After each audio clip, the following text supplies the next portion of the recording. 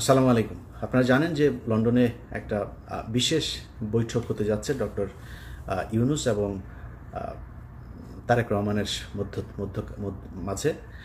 এই বৈঠকটা নিয়ে নানান ধরনের ষড়যন্ত্র শুরু হয়েছে এরই মধ্যে। এখানে সরকারের ভেতরে একটা পক্ষ আছে, যেই পক্ষটা দুই দিকে খেলার চেষ্টা করে। এর মধ্যে সবচাইতে বড় গালসাপ হচ্ছে আসিফ নজরুল এবং মনির হায়দার।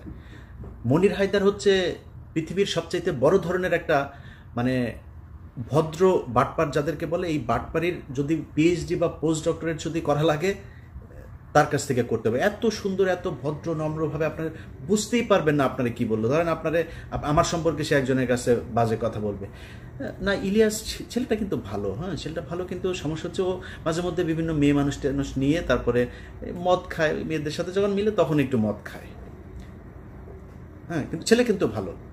কখনো কারণ আমার কাছে যদি আমি যাকে পছন্দ করি না আমার কাছে জিজ্ঞেস করবেন, আমি ডাইরেক্ট বলে দিই, যা বলা তাকে বলে তারে দিয়ে হবে না। বিশাল গভীর জলের এক মাছ। এরা সব শেষ যখন কিনা সিটি কর্পোরেশনের এই যে গ্যাঞ্জাম হইল।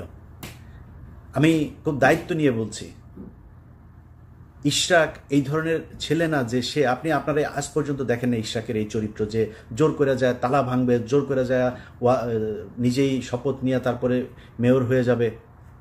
এই চরিত্র ইশরাকের আপনি জীবনে কোনো দিন দেখেন নাই, এবার দেখেছেন। কেন দেখেছেন? এর পেছনে অনেক কারণ আছে। আমি সব কিছু আপনাদের সামনে বলছিও না, ওইটা নিয়ে ভিডিও করছিও না, যেহেতু আমি এটা ওই আলোচনায় যাচ্ছি না। বাট এই বৈঠকটা হয়েছে উপদেষ্টা পরিষদের।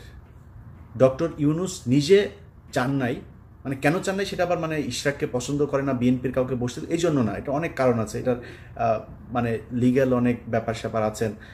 তো এগুলো মিলে উনি চান নাই যে ওই নির্বাচনটাকে কেন্দ্র করে তারপরে এই কোর্টের রায় অনুযায়ী ও বসুক, উনি চান নাই।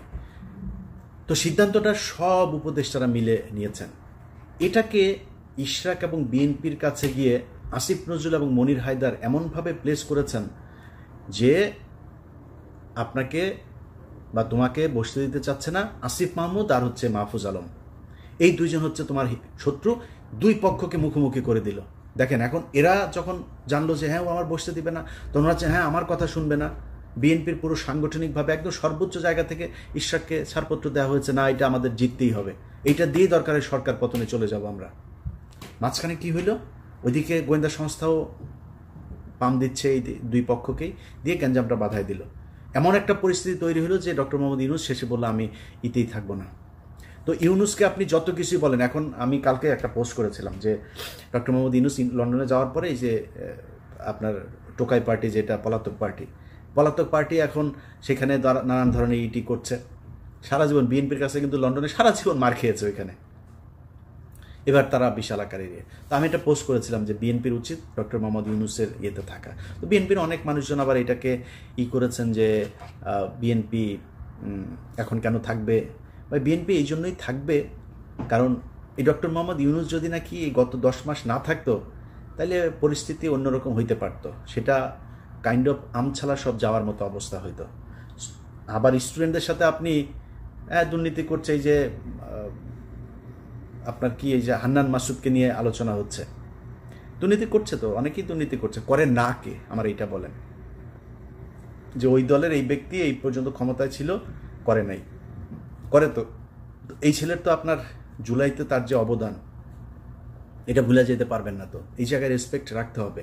এদের কারণে আপনি আজকে অনেক কিছু পেয়েছেন, অনেক কিছু সহজ হয়েছে, এটা মাথায় রাখতে হবে। তো আপনি এখন মনে করছেন যে না আমরা কেন থাকবো, বিএনপি কেন থাকবো, বিএনপি এই জন্যই থাকবেন, আওয়ামী লীগের প্রশ্নে আমাদের সবাইকে এক থাকতে হবে, এই জন্যে থাকবেন। তো এটা নিয়ে বেশ হচ্ছে। এই যে দুই পক্ষের ভেতরে দ্বন্দ্ব তৈরি করে দেওয়ার চেষ্টা, এটা এই ইশরাকের সময় থেকে শুরু করে এই এখনও হচ্ছে। এখন নতুন করে যেটা হচ্ছে সেটা হচ্ছে যে তারেক রহমানের এই যে বৈঠক, বিভিন্নভাবে বিভিন্ন জায়গায় বিভিন্ন জনকে ম্যানুয়ালি এগুলো পুশ করা হচ্ছে যে এটা তারেক রহমান চেয়েছে। দুই একটা এই সোশ্যাল মিডিয়াতেও চলে এসছে যে তারেক রহমান চেয়েছে, গণমাধ্যমেও দু এক জায়গায় দেওয়া হয়েছে এইভাবে যে তারেক রহমান চায় এই বৈঠক হোক। তারেক রহমান এই বৈঠক হোক এটা চায় নাই। আমি একদম দায়িত্ব নিয়ে বলছি, তারেক রহমানকে অনেকভাবে রিকোয়েস্ট করে তাকে রাজি করানো হয়েছে।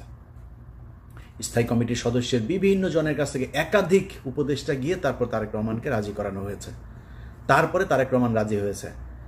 এখন তারেক রহমান রাজি হয়েছে, তারেক রহমান রাজি না হইলে খুব ভালো হইতো, তারেক রহমানকে আমি ভালো বলতাম। নো, তারেক রহমান যে রাজি হয়েছে এটাই ঠিক করেছে।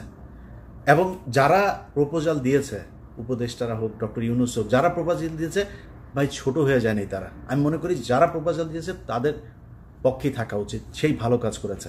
কারণ বিএনপি এবং ডক্টর মোহাম্মদ ইউনূস এই দুইটার মাঝখানে ফাটল তৈরি হলে তৃতীয় পক্ষ এখানে ঢুকবেন, অথবা আমরা সেটা চাই না। এবং তারেক রহমানকে কালার করার জন্য বা ছোট করার জন্য, তারেক রহমানকে একটু মানে ইগো করে দেওয়ার জন্য, একটু অ্যারোগেন্ট করে দেওয়ার জন্য যে চেষ্টাটা চলছে, আমি মনে করি এই চেষ্টাটা সফল হয় নাই। যে কারণেই বৈঠকটা হচ্ছে এবং আমার মনে হয় ফলপ্রসূ একটা, এই গেল কয়েকদিনে আমাদের যে সংকট ছিল সেই সংকটগুলো আর থাকবে না। তো আমার দুই পক্ষের কাছে অনুরোধ থাকবে যে ভাই, কেউ যদি নাকি বৈঠকের জন্য অফার করে, আবার আর কেউ যদি সেটা অ্যাকসেপ্টও করে, কেউই ছোট হয়ে যায়নি। একটা দেশ চালাইতে গেলেই ডক্টর মোহাম্মদ ইউনূস এখন সরকার প্রধান, তার সাথে যারা নির্বাচন করতে চায় তাদের বৈঠক হওয়া অপমানের কিছু না, এটা হইতেই পারে।